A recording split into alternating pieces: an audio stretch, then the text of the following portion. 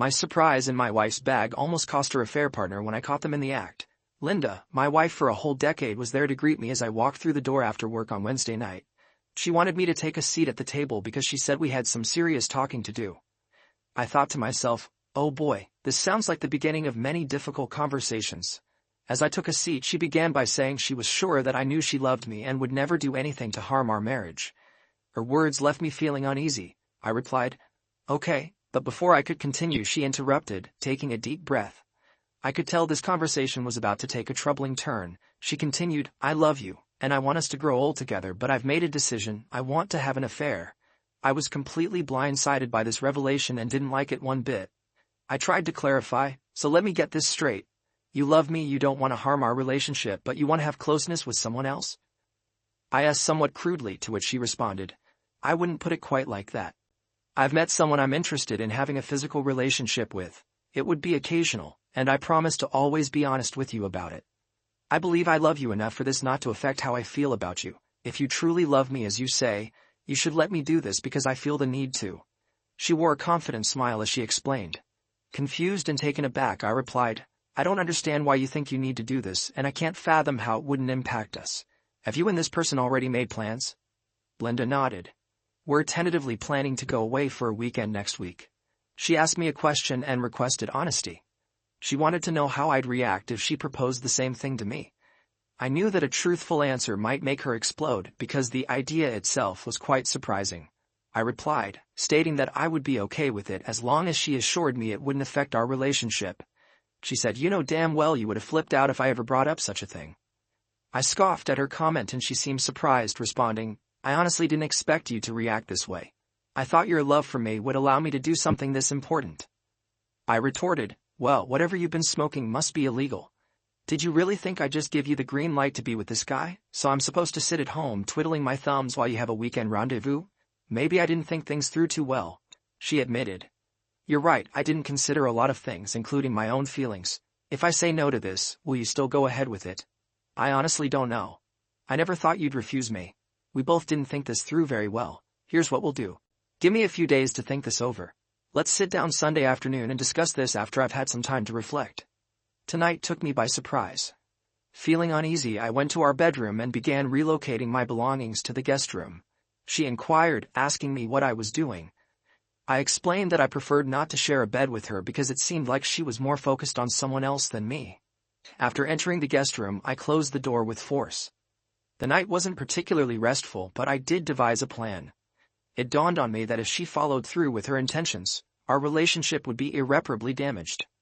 The following day, I left for work as usual but didn't exchange a word with Linda. I called my workplace and explained that I needed the next 2 days for personal reasons. Then I went to work on my strategy. I purchased 3 voice-activated recorders, placing one near the phone, one in our bedroom, and one in her car. I even found a phone tap recorder to connect to our landlines. My next stop was the cell phone provider. Since my name was on her phone plan, I easily obtained a copy of her phone charges.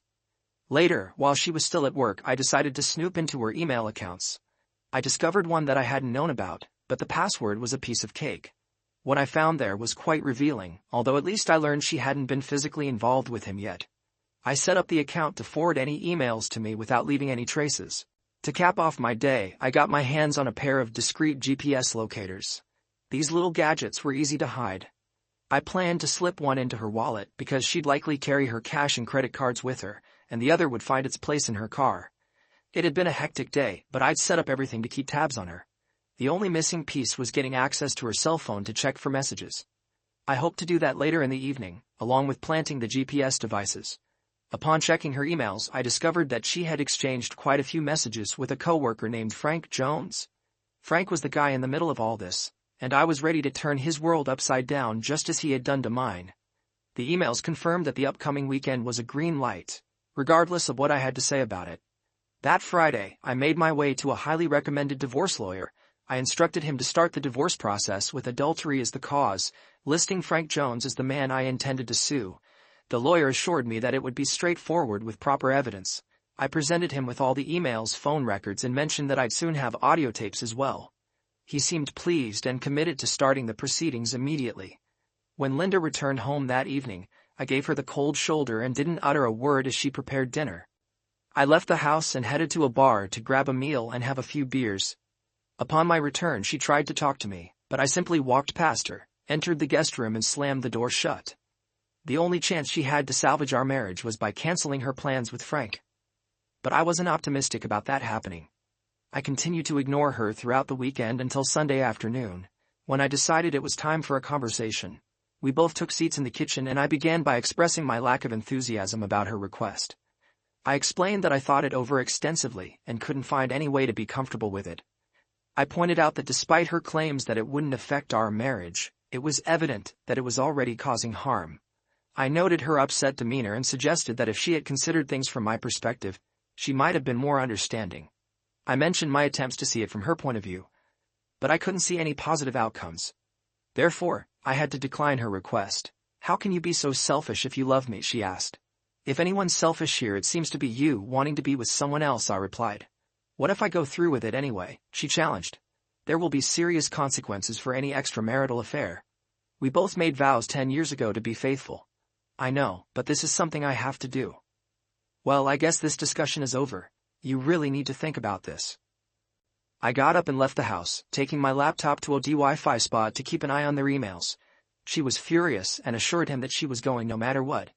He told her that was great because he had already booked room 125 at the Hilton in Kansas City for Friday and Saturday nights.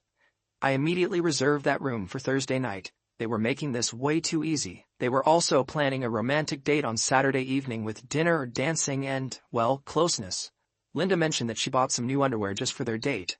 I grabbed a bite to eat while keeping an eye on their correspondence. They had moved past my refusal and were deep into making plans for their weekend. Check-in time was at 3. So he was going to pick her up at 1 since it was a 2-hour drive and they wanted to be there as early as possible. I was surprised he was going to pick her up at the house. I needed to figure out what I wanted to do about that. I also reserved a room for the weekend close enough to theirs to intercept all their signals. Over the next few days I gathered all the necessary equipment, including a couple of small fiber optic HD video cameras. I planned to install them in the room on Thursday to be fully prepared to document their weekend escapades. This evidence would be perfect for my divorce case. I continued to ignore her the entire time, but Wednesday marked the day of reckoning for her. I decided to offer her one last chance. If she chose Frank, that would be the end for us. I asked her to join me at the table for a moment. She didn't seem thrilled but complied. I initiated the conversation by asking if she had given it more thought. She confirmed that she had and expressed her intention to proceed with her plan. She mentioned her upcoming trip with Frank and expressed hope that we could move past this. I let out a sigh and cautioned her, telling her that this was her last chance to reconsider. I advised against jeopardizing our marriage for someone else, and warned her of potential consequences if she went through with it. Despite my warning, she remained firm in her decision. I concluded by stating that she had chosen Frank over me, indicating the finality of her choice. I then left the room, closing the door forcefully as I usually did. It was clear that our marriage was over and someone would have to face the consequences. Thursday morning I went to work and requested the afternoon and the following day off to finalize my divorce plans with Linda. My boss was sympathetic and offered his support, allowing me the time I needed. I drove to Kansas City on Thursday, checked into their room, and set up all the surveillance devices, ensuring they were functioning properly. I wanted to gather all the evidence necessary for the divorce proceedings, and then I'd deal with them. Using my laptop, I verified that all the cameras were working and aimed correctly. I waited for them to turn off and then moved around to confirm they would activate. Everything seemed perfect. I walked down the hall past their room to ensure I had the necessary range for monitoring. Once again, it was within range. Upon returning home, I contemplated the end of my marriage. I had one more errand to run. I stopped at a gun store and bought a small can of pepper spray to disrupt their romantic date. When I got home, Linda was waiting in the kitchen, looking expectantly at me. I walked past her without a word and slammed my door once more. Linda came into my room trying to be friendly, but I told her to save it for Frank because I didn't need any pity. I turned my back on her, and she left. I slept restlessly that night, but everything was ready to bring this to an end. On Friday morning I got up, left at the usual time, and didn't utter a word to her. I went to the lawyer's office and signed the divorce papers. I informed them that I would have all the necessary evidence by Monday, and requested that she be served with the papers at her workplace on Monday afternoon. I also asked them to serve papers to Frank at the same time as I intended to sue him for alienation of affection. Checking Linda's GPS, it seemed she was at the hair salon. I entered the house and opened her suitcase where I found her new underwear. They were undeniably alluring, though it was a shame she wasn't doing this for me. Wearing rubber gloves, I took out her new lingerie and sprayed the crotch of her panties and the cups of her bra with pepper spray before placing them back in the suitcase. This was going to be interesting. I went to our bank and closed all our joint accounts, transferring all the cash to a new account. I also canceled all the credit cards that bore both our names. With a satisfying morning's work behind me, I headed home to bid farewell to my wife. Around 12:30, I knew she would be preparing for her new man. As I entered the house, Linda was nowhere in sight, so I assumed she was upstairs getting ready. I went up to her room and walked in, finding her in some underwear I had gifted her in the past. She tried to cover herself, but I told her not to be silly since I had seen it all before.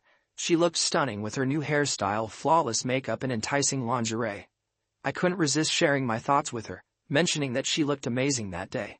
I expressed my disappointment that she didn't put in such effort for me, to which she responded by explaining that she just wanted to feel good about herself that day. Continuing, I told her that she looked alluring, but I felt she was more concerned about what someone else thought than she had ever been about me. In response, she apologized, saying that she simply wanted to feel attractive. I let out a sigh, reminded her that she had always been attractive to me. I emphasized the depth of my love for her and believed that she had loved me as well. I then approached her and gently removed her rings from her left hand. I went on to explain that the ring I had given her on our wedding day held significant meaning for me, symbolizing our vows to forsake all others. I expressed my disappointment that it seemed to hold less meaning for her. I mentioned that I didn't want to see the ring I had given her on her finger while she was with another guy. I also noted that the engagement ring was my mother's, and I intended to keep it for sentimental reasons. I slipped both rings into my pocket and she looked surprised but didn't argue. I won't be here when he arrives, but I don't want him coming into my house. You can't be with him here. If you do, I'll take serious action against him and make sure you won't be desirable to any man again. Or I promise you that he cannot set foot in my house. Do you get it? Yes, I won't let him in. That's good. I'll be keeping an eye on things. She asked, "Why are you acting like this?" I replied, "Because the love of my life just shattered that love. I hope this weekend is worth the consequences. Goodbye, Linda." I turned and walked away from my soon-to-be ex-wife. She yelled at me as I left, but I was done with her. I parked down the street, ensuring Linda could see me. If he entered the house, I'd risk jail, but they'd suffer more. Soon his car pulled up. He walked to the door and rang the bell. Linda opened the door and came out with her suitcase. She set it down and embraced him, followed by a long, passionate kiss.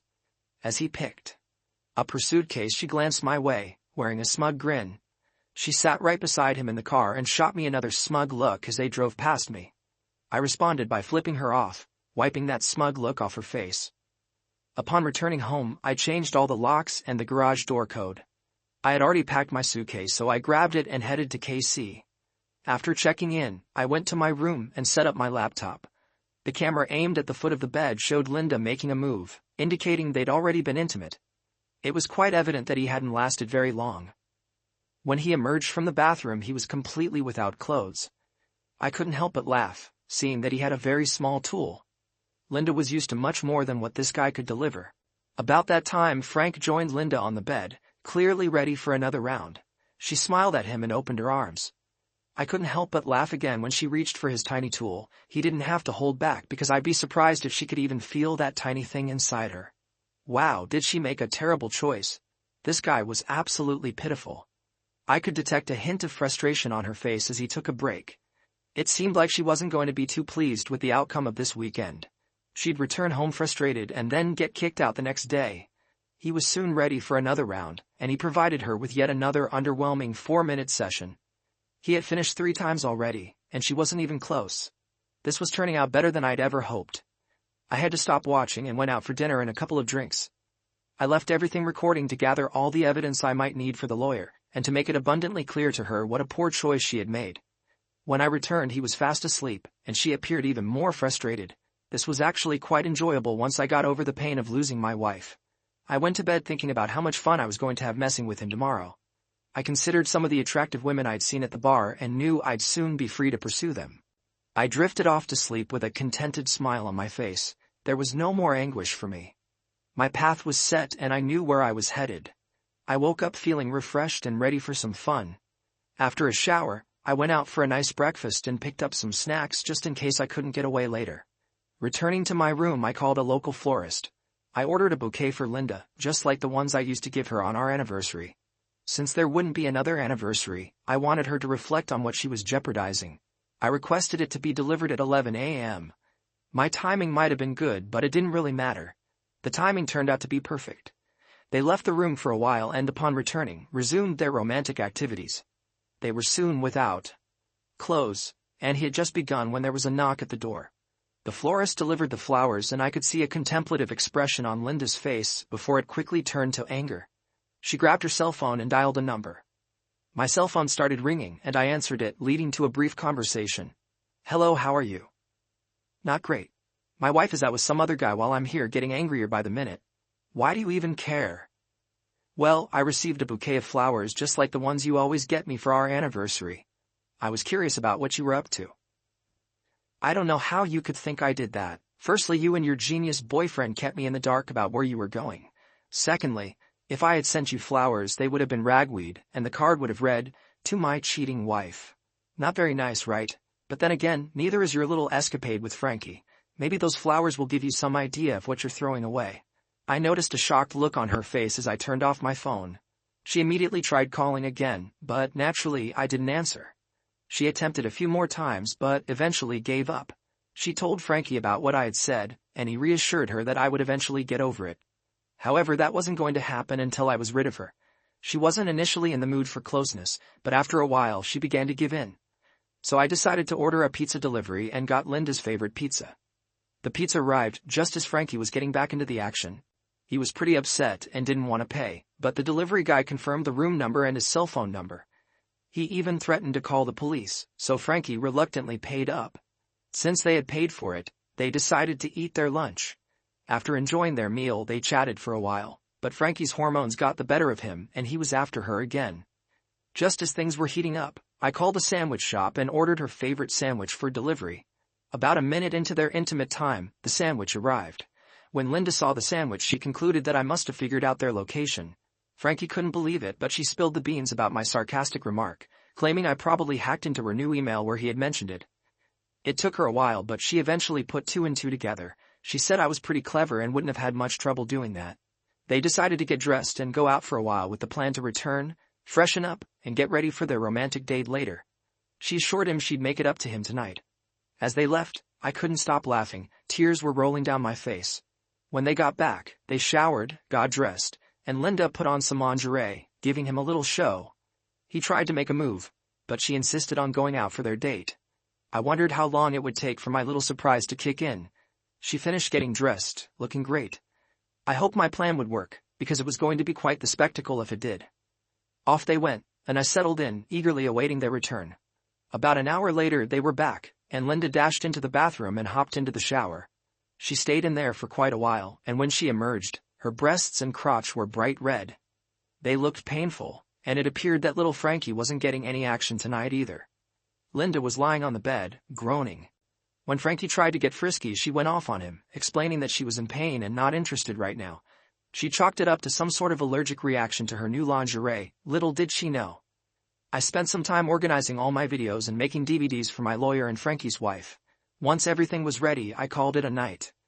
It had been a highly successful day, and I couldn't help but smile. Trouble was brewing in paradise and I was the cause of it. Sunday morning, I got up and headed back home. Linda was in for a world of trouble when she returned, but tomorrow, it would all be over.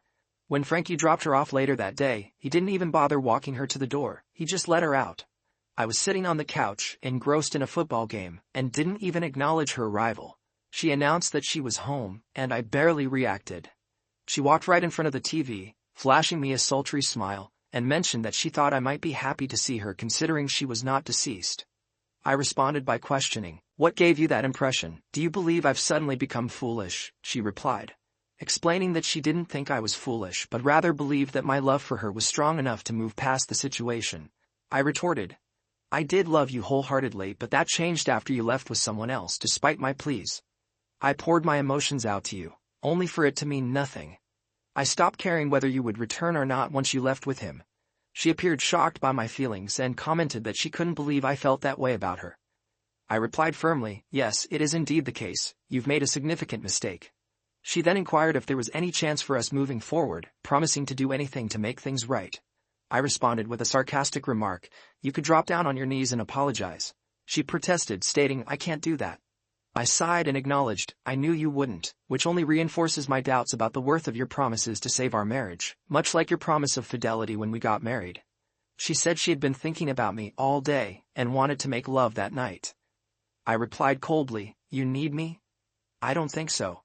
Making love tonight, not likely." "Did you have little Frankie use protection every time you were with him?" She said no, explaining, "He's married and I can't have children." I continued, "Do you think you're the only one he's been raw with? You're damaged goods now as far as I'm concerned. I won't touch you until you get a clean bill of health from a doctor, plus I don't do seconds." "I know he's clean, but you can use protection if you don't trust it," she snapped back. "Right, I'm going to use a rubber to sleep with my wife after she spent the weekend with some loser barebacking guy. Screw you, you chose little Frankie over me. I'm going out for a while. I can't stand looking at your cheating ass tonight. You can sleep in the guest room."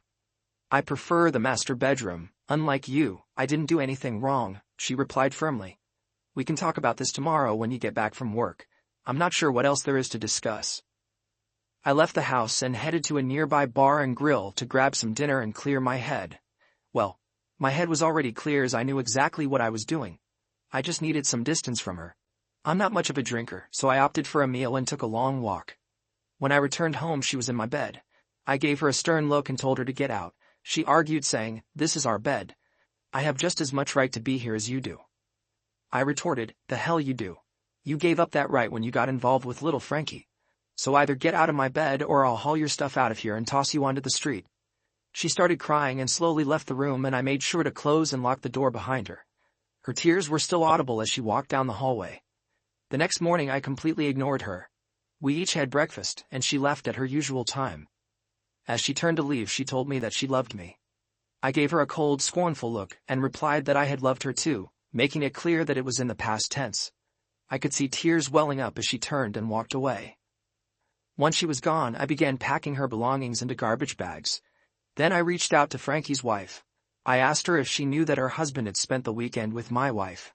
She believed he had been away on a business trip, so I offered to provide her with copies of my evidence. She was very eager about the idea. I was taken aback when she opened the door. She was absolutely stunning. I stammered and had to apologize to her, blaming my initial shock on her beauty, which was entirely truthful.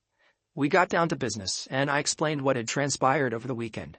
Linda was furious, and we decided that she would accompany me to the lawyer's office to see if he would take her case.